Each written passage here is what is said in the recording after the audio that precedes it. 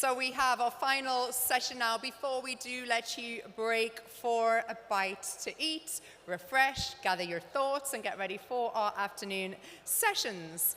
We have something very special for you now, especially for any gaming enthusiasts in the room with this last session of the morning. It's Game On, Converging Web2 and Web3 for a decentralized gaming revolution. To explain more and introduce his panel, please give a round of applause as we welcome Paul Derwalaby.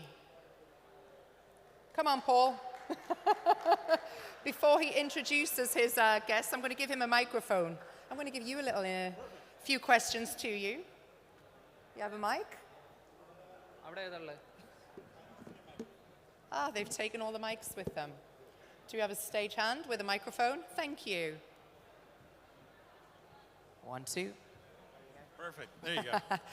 Anyway, because I've been here on the main stage, Paul, I just wanted to start by asking you if you can tell us, first of all, how's your experience been here today? What kind of things have you been seeing? Have you had a look around the stands? Tell me about the pitch stage. Have you been there yet? I haven't seen the pitch stage yet. I am impressed by the enthusiasm around. I'm a gaming guy, right? First and foremost. And I think the amount of enthusiasm still to this day around Web3 and gaming and crypto and gaming coming together is a positive thing. Because I think that industry, that subsector, has faced quite a few challenges. And despite all that, you still see people very committed. You still see people building. You still see a lot of enthusiasm. And I think this is sort of the natural life cycle of things, where you get huge hype cycles. Mm-hmm. You get this trough of like, okay, the hype has gone away. We need to have this, moment of clarity. And the clarity eventually leads to much better execution, much better ideas, much better companies, many more success stories. So I'm encouraged by where we are in the life cycle, just based on some of the conversations I've had, that we're reaching the point of sustainability and success, and we're out of the hype era. In terms of the event that we have here today, where does it sit on the landscape? Why is what we're doing here really important, to have this level and caliber of guests? You've got a fantastic lineup joining you in just a few moments. Look, when you talk about RAKDAO and digital assets, gaming, I would argue, is the original purveyor of digital assets, right? That there were digital assets in gaming long before there was ever even a mention of crypto or Web3. So having gaming be a part of this is a huge win, I think. I think gaming should be a part of just about every tech conference these days because it touches everything, which hopefully we'll get into. But that's what excites me. Okay, Paul, the floor's all yours. Please welcome your guests to the stage. I don't know if all my panelists are here, but Manel, Bilal, all of you guys, why don't you come up? Big round of applause, guys, for our panelists.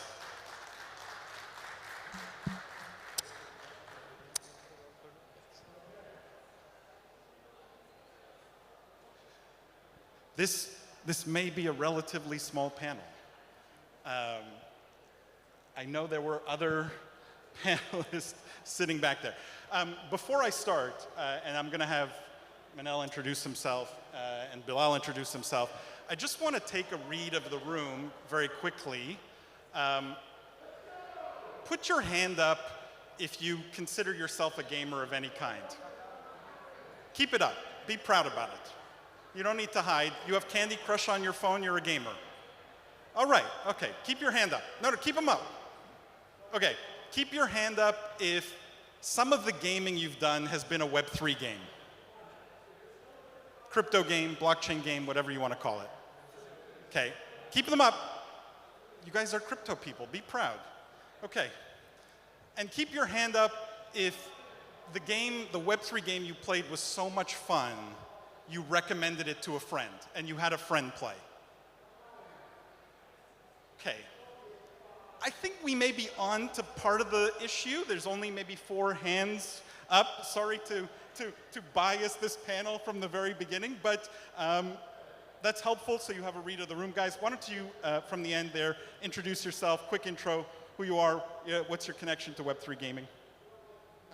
John CSO Playable Games. we make Web we make Web3 games, and yeah, nice to enjoy. Bilal? Hi everyone, Bilal from the Sandbox. I'm head of growth in the GCC region.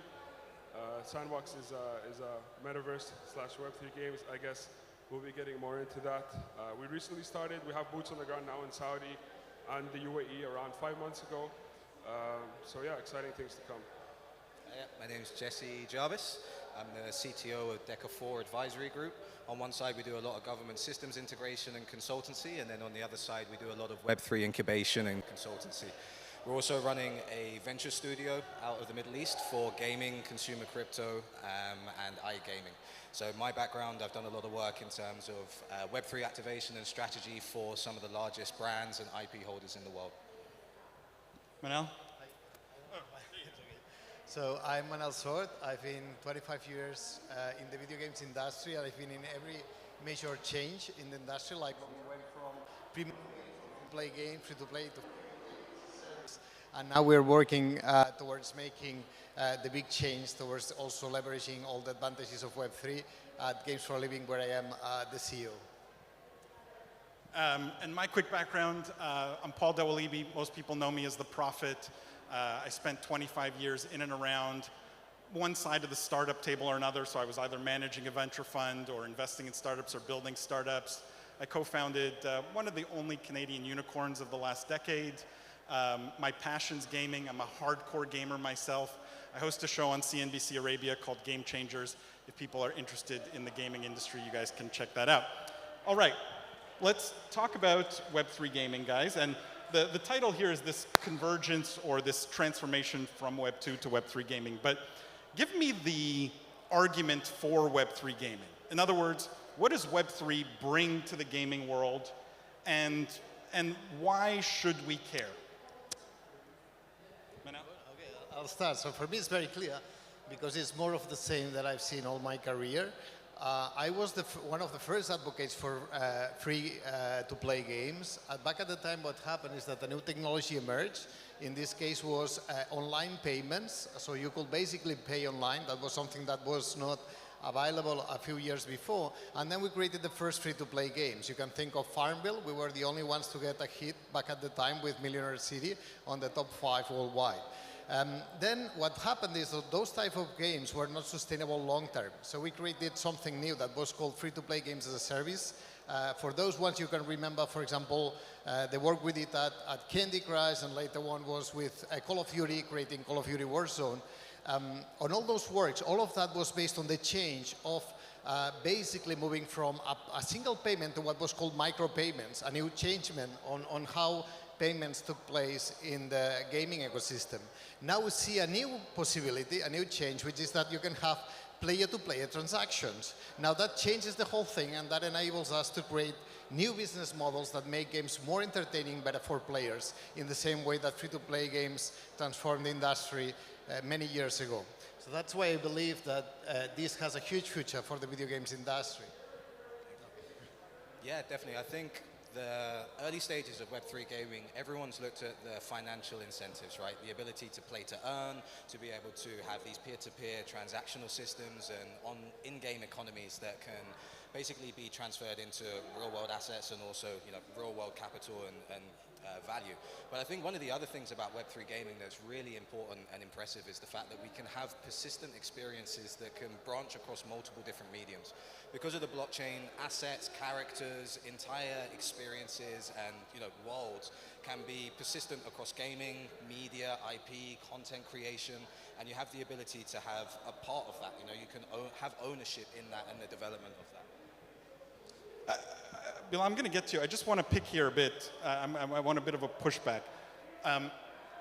Do you think, because we're talking about converging Web 2 and Web 3, right? And today, the majority of games are Web 2 games, traditional games.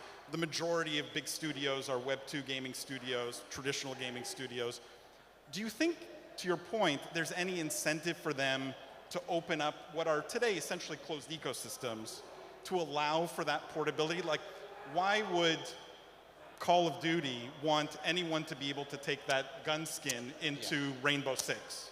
Absolutely. I don't think there's any incentive for the big Activisions and the Blizzards of the world to do that. I think where there is a real opportunity for these guys is to have persistent experiences within their own brand and within their own IP across different mediums. You know, so you can build a web application or a game on a console, and then you can take those assets and have them ported into a mobile application of that same IP. And then you could have a film, and then you could have participation from your audience and from your players in an entire ecosystem as opposed to a single, I guess, experience.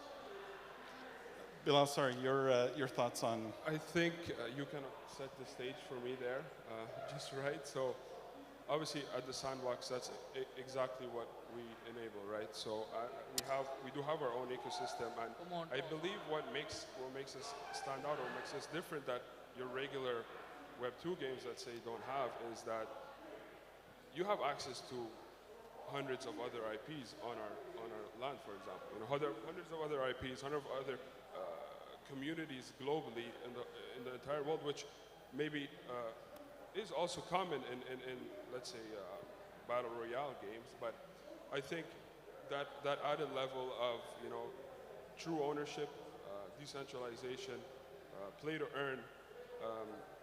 Those are, I would say, the top three things that would make Web3 stand out. Jonathan, any additional thoughts in terms of what Web3 brings to the gaming table? What will trigger sort of a mass exodus of people maybe from Web2 games to Web3 games? Well, I think the big issue here is, I think you touched on before, why would traditional games come across to Web3? They won't if they don't have to. So we're going to force their hand, because there will be a time where they realise that people actually appreciate. They're saying they can't hear him well. Sure, is You that guys have better? another mic? Thank you. Okay. Yeah, well, in answer to your question, I think that Web3 games are going to lead Web2 games into Web3 games. So at the moment, Web2's got a monopoly, and they've got a very fierce and determined following. And when you don't have to change, you don't. But we saw with Axie Infinity, and we've seen with CryptoKitties, that people desire to be involved in some sort of way of earning. And a gamer exchange is a large part of their life to enjoy this pursuit. To be able to add money to that, to be able to add asset ownership to that, that is the dream. It always has been the dream. When I played World of Warcraft 20 years ago, I think it's 20 years ago when it started, or close to, one of the big problems was that you don't own anything. All that time, and we're talking thousands of hours, are exchanged for nothing except the pleasure of playing. And you can say that's worth it, but owning your own assets and being able to exit the game gracefully and sell everything, to be able to earn gold and sell the gold, all those things are very valuable. And I think Web3 will lead the way. At Playable, our goal is just to build games that are already popular and kryptonise them. So that's our goal. Yeah, I like this idea of we have to make it so compelling that the gamers will demand it. The challenge that I see, and maybe the elephant in the room, is gamers have not demanded it, right? That hasn't happened yet. We haven't got that mainstream penetration. And I often, Jonathan, it's funny you mentioned World of Warcraft. I often tell the story of, you know, I have tens of thousands of hours in World of Warcraft. I have some of the rarest mounts. You know, there's one mount, my Frost Saber mount, that just alone takes probably 2,000 hours to get. And I don't care really as a gamer that I didn't own it or that I can't sell it. The joy was in getting it and then showing it off to my friends and in the game. And so what do you think it will take to break into that mainstream? What is the missing element, you think, that gets this from we think gamers need to demand it for us to get huge? What will get gamers to demand it? Well, no, I think that thinking is round the wrong way. I think you're trying to make traditional gamers come to Web3. the gamers that are coming to Web3 don't game. At Playable, we're not chasing old gamers. They've already got their place, they've got their following. We believe that there's new gamers coming that have never gamed before. And they're going to be a lot more than the old gaming community. Manel, I don't know if you have thoughts. Is it an entirely new audience? Yeah, no, absolutely. So first of all, I have to say that I fully disagree with what you said. So I'll put you a couple of examples, practical, real examples that I know really well, where players really care about these experiences. The first one is with Magic the Gathering, okay? It's a type of game that clearly people care about what they own and what they have. And the second one, just referring to the game you mentioned before about World of Warcraft, there was all these subsystems. So when I was at Activision Blizzard King, and I remember when talking to the staff at Blizzard and the head of World of Warcraft, clearly they had all this issue with all these secondary businesses built up around buying and selling items in World of Warcraft. So clearly the gamers have that interest. Now, I think that the issue, back to what you were saying, relies more on ratios. So if you think about the global market, let's look into something that's pretty open, like Steam games. In Steam games, every 5 games that are started, only 1 will make it to the Steam portal, okay? 80% will be canceled on the way. From those that make it to the Steam portal, okay, out of every 100 games that are published, only 2% will generate more than 5 million. Okay? 5 million for the video games industry is nothing. The last game I canceled on a big company was going to make 270 million in a year. So the thing that we have is that the video games industry right now is extremely competitive. It's super, super difficult to release a title. Now, something that's good is that when you look at the top performers, the ones that release many hits in their careers, there is a much better ratio. You get to 1/3 of success rates per every attempt. Once we have these, let's say, fundamental great games being released in Web3, and we evolve the business model to be something more sustainable, we'll get the great success that we all are waiting for. But what I mean is that I think it's underestimated how complicated it is to achieve all of that. Guys, any other thoughts on what's going to get us to that breakthrough moment? Yeah, definitely. I think one of the things that we haven't discussed either is distribution, right? We don't have the same level of visibility that AAA titles and, the likes of Epic can do with titles like Fortnite or, Call of Duty. And the other thing is these titles in gaming that we see and we recognize, FIFA, Call of Duty, League of Legends, these are brands and IPs that have been going for 10, 12, 15 years plus. The whole of Web3 is only like, say, 5, 6 years old. Blockchain is 12, 13 years old. I think we're still in the early stages of seeing those cult following brands in gaming start to evolve and build. And I think, if we look at a more longer term vision, once we have the ability for distribution to be done at the same level as some of the large publishing houses in the world, then that's when I think we'll start to see a massive transition in adoption. And just like we said, it's an entire new audience. We're going to see a whole group of people that grew up as Web3 natives. So it's not going to be a fringe technology or something that's kind of new. It's going to be immediately part of what they understand as how they interact with other people online and through digital mediums. I just want to add to that, maybe take a step back. So if we think of it more of like a regional, let's think about it more regionally specific, right? Whether it was in the UAE or in Saudi Arabia, I think we were speaking about this, Paul, earlier, is there's a lot of money that's being invested in this industry, right?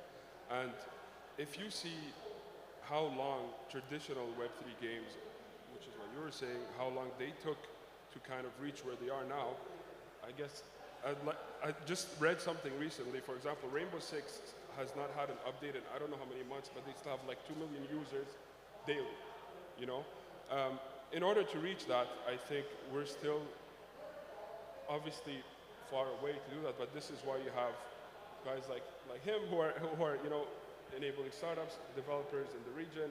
You have, for example, off the top of my mind, in Saudi Arabia, you have Neom, Level Up. They have a Level Up program that's extremely, when it comes to the startups and developers, it's a strict startup, and we should attach KPIs to these startups to really 10 years down the line. It's nothing that's going to happen anytime soon. So that's what I think. Yeah, in some ways, that's the strongest argument because it's the toughest to counter.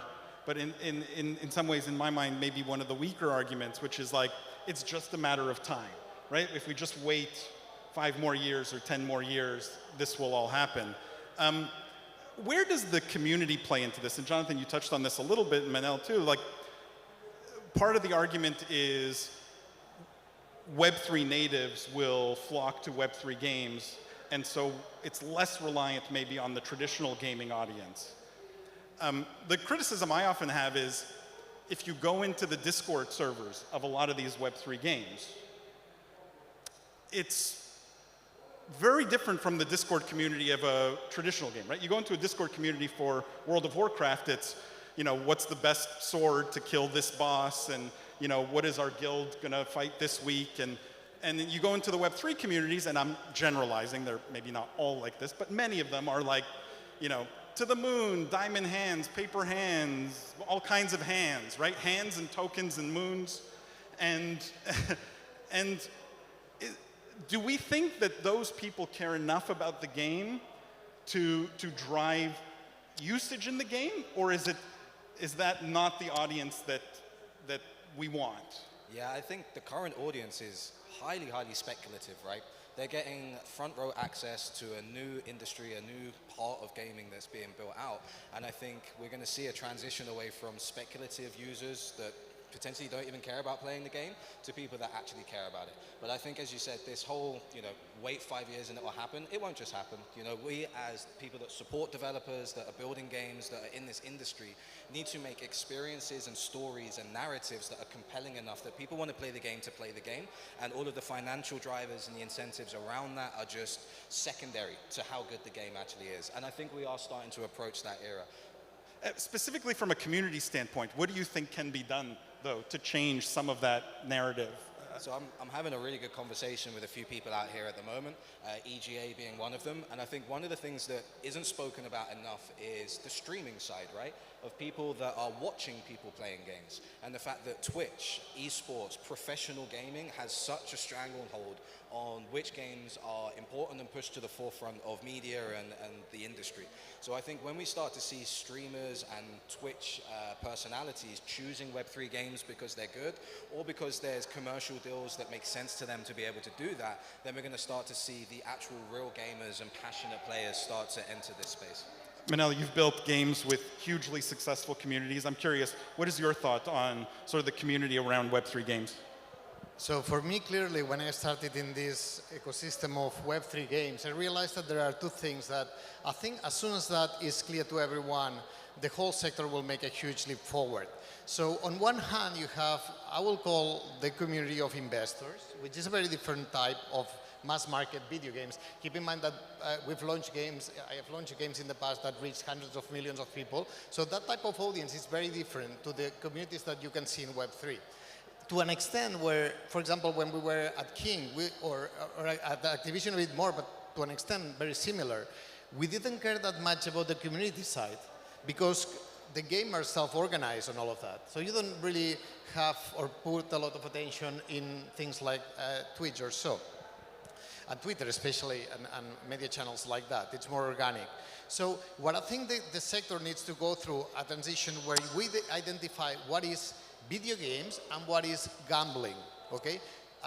We did a technical analysis in business models, and we realized that, and I can do a technical demonstration of why, anything that is play to earn will only work if it's gambling.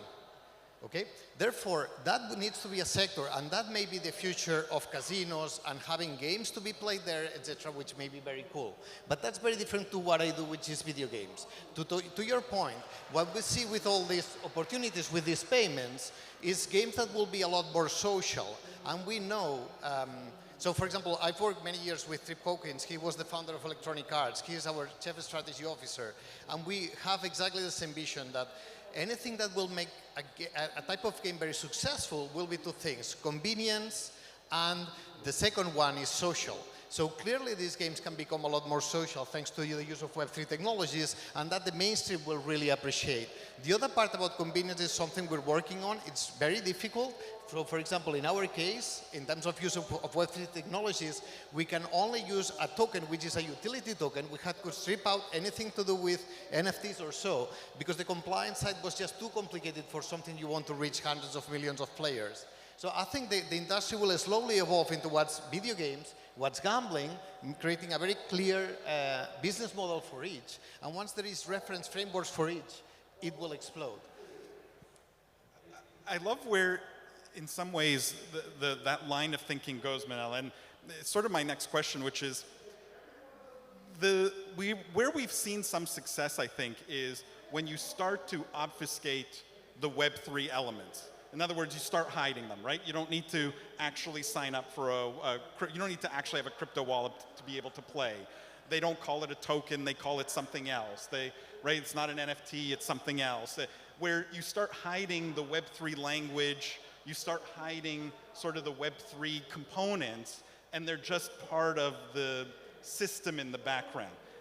Do you guys think that that's the end point where, you know, Web3 games, we stop even calling them Web3 games? They're just games that just so happen to have these technologies in the background, and the player has no concept of whether they're playing a Web2 game or a Web3 game? Or do you think it needs to be explicit to be successful?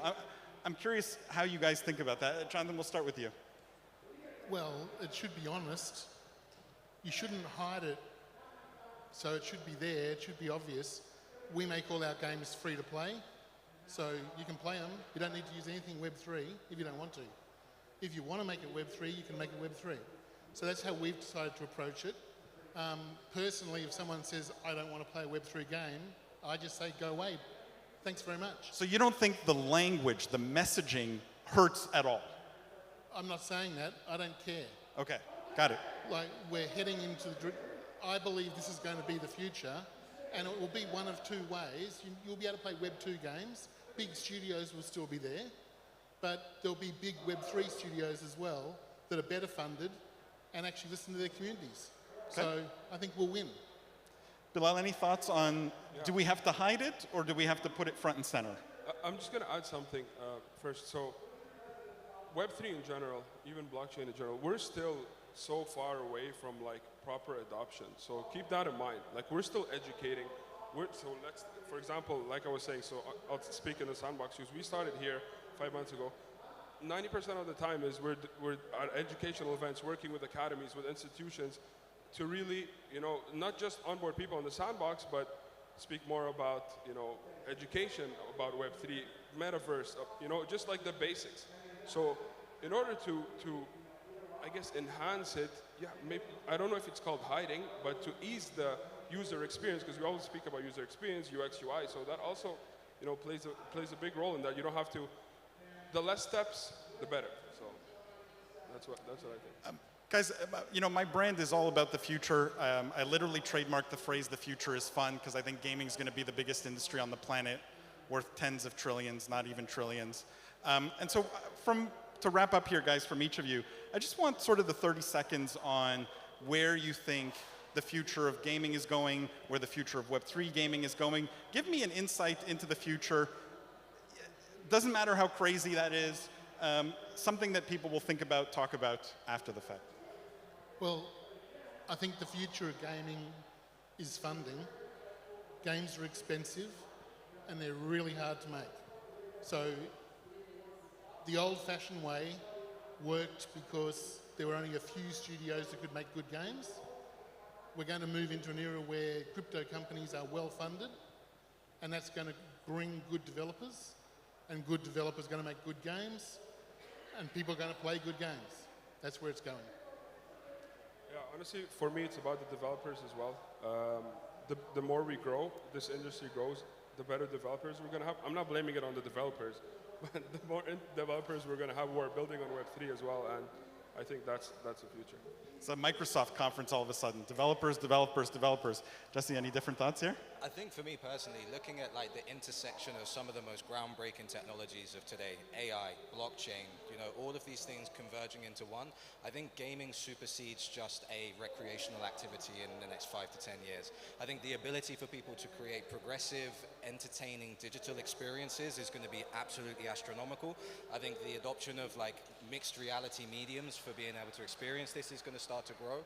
And I think we're going to start to see gaming technologies as one of the forefront ways of people creating experiences. And I think IP is going to be the only thing left. You know, it's going to be so easy for people to create these experiences that it's all going to be about how you create that IP and use it in a wider ecosystem. Yeah, so just to add that, well, of course, AI is going to transform the whole thing. So without entering into that in detail, for me what's important is that in my career, the games industry always goes through cycles. And one of the cycles starts, there is a lot of money to be made, it works great for all the developers. There is, and that's most important for me as a gamer, is that that's when you have a lot of innovation. We could see that on the last cycle with games like Fortnite, Clash Royale, Candy Crush, and so forth. I think we are in the tip of like innovation is closing, like everything is getting mature, etc.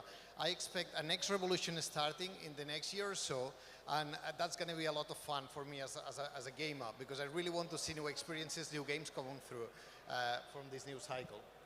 I love ending on that thought. Revolution brings opportunity. Guys, big round of applause for our panel. Thank you so much.